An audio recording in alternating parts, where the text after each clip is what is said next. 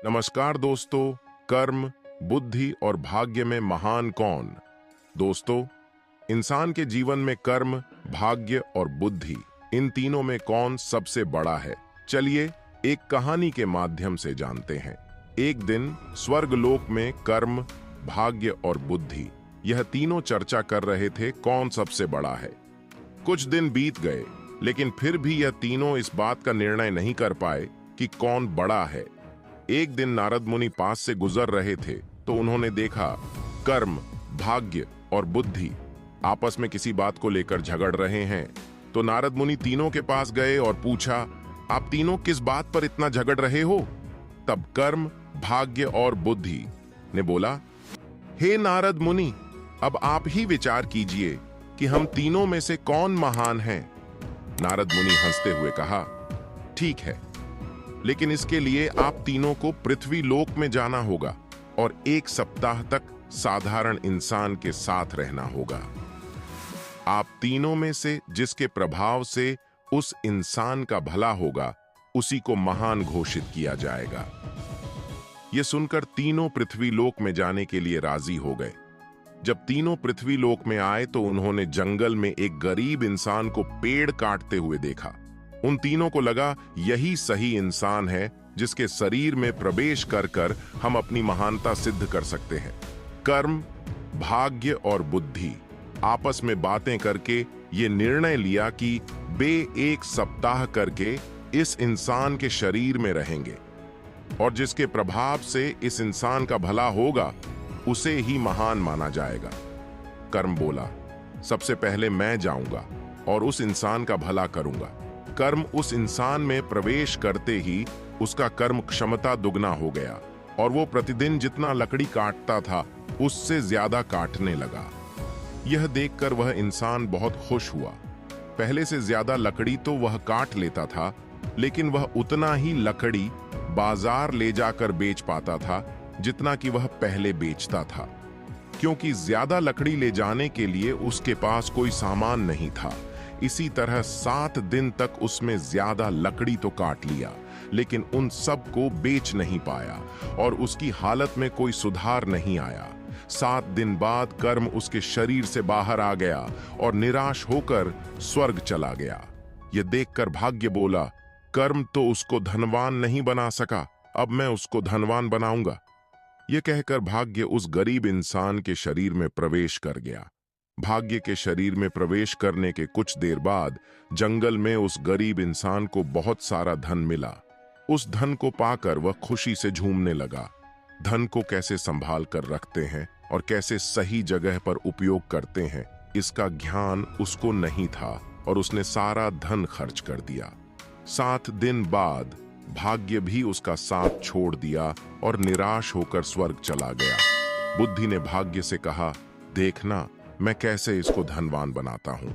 बुद्धि उस इंसान के मस्तिष्क में प्रवेश करते ही उसको ज्ञान की प्राप्ति हुई। उसने अपनी कुल्हाड़ी की धार तेज की और जंगल चला गया लकड़ी काटने। आज उसने पिछले दिन से कुछ ज्यादा लकड़ी काटी और सारे लकड़ी को एक रस्सी से बांधकर खींचते हुए बाजार ले गया। उसने पहले से आज थोड़ा ज्यादा पैसा कमाया और उस पैसे से उसने और एक कुल्हाड़ी खरीद ली। अब उसके पास 2-2 कुल्हाड़ी थे और जब लकड़ी काटते काटते एक कुल्हाड़ी का धार खत्म हो जाता था तो वह दूसरी कुल्हाड़ी के इस्तेमाल करके लकड़ी काटता। इससे वह पहले से बहुत ज्यादा लकड़ी काट पाता था। इन सब लकड़ियों को बेचकर वह पहले से ज्यादा पैसे कमाने लगा। अब उसके पास उस पैसे को सही जगह खर्च करने का ज्ञान था। देखते देखते 7 दिन में ज्ञान की मदद से उसने बहुत पैसे कमा लिया। 7 दिन बाद बुद्धि का समय खत्म हुआ और वह वापस स्वर्ग चला गया। स्वर्ग में जाकर बुद्धि कर्म और भाग्य से बात कर ही रहा था। उसी समय नारद मुनि उनके पास आए और पूछा, आप लोग धरती पर गए थे क्या? तब कर्म, बुद्धि और भाग्य नारद मुनि से कहते हैं, जी हां, हम लोग धरती पर गए थे। और साथ ही कर्म और भाग्य नारद मुनि से कहते हैं, हे नारद मुनि, बुद्धि ही महान है, क्योंकि जहां बुद्धि होती है वहां कर्म और भाग्य अपने आप ही चला आता है। इसीलिए बुद्धि को महान कहा गया है। दोस्तों, एक बार गौतम बुद्ध से उनके एक शिष्य ने पूछा, गुरुजी, कृपया हमें बताएं कि कर्म क्या है। गौतम बुद्ध ने अपने शिष्य से कहा कि कर्म को समझने के लिए मैं तुम्हें एक कहानी सुनाता हूं। इस कहानी से तुम समझ जाओगे कि कर्म क्या है। बुलंद शहर का राजा घोड़े पर बैठकर अपने राज्य का भ्रमण कर रहा था। चारों तरफ भ्रमण करने के बाद वह एक दुकान के सामने आकर रुक गया। रुकने के बाद राजा ने अपने मंत्री से कहा कि मंत्री जी, मालूम नहीं क्यों, लेकिन लगता है कि इस दुकानदार के लिए कल ही फांसी की सजा सुना दूं, इसे मृत्युदंड दे दूं। मंत्री राजा से इसका कारण पूछ पाते इससे पहले राजा आगे बढ़ गए। मंत्री ने इस बात का कारण पता करने के लिए अगली सुबह भेष बदली और आम जनता का रूप लेकर दुकानदार के पास जा पहुंचा। दुकानदार चंदन की लकड़ी बेचने का काम किया करता था। मंत्री ने दुकानदार से पूछा कि उसका काम कैसे चल रहा है। तब दुकानदार ने बताया कि उसका बहुत बुरा हाल है। लोग उसके दुकान पर आते हैं, चंदन को सूंघ कर उसकी प्रशंसा करते हैं, लेकिन खरीदता कोई नहीं। मैं सिर्फ इसी इंतजार में बैठा हूं कि कब हमारे राज्य के राजा की मृत्यु हो और उनके अंत्येष्टि में मुझसे बहुत सारे चंदन की लकड़ी खरीदी जाएगी और शायद वहां से मेरे व्यापार में बढ़ोतरी होनी शुरू हो जाए। मंत्री को सारी बात समझ आ गई कि यही वह नकारात्मक विचार है जिसने राजा के मन को भी नकारात्मक किया। वह मंत्री बहुत बुद्धिमान था। उसने सोचा कि मैं आपसे थोड़ी चंदन की लकड़ियां खरीदना चाहता हूं। यह सुनकर दुकानदार भी खुश हुआ और उसने सोचा कि चलो कुछ तो बिका। उसने चंदन की लकड़ी को कागज से लपेटा और अच्छी तरह पैकिंग करके वह लकड़ी मंत्री को दी।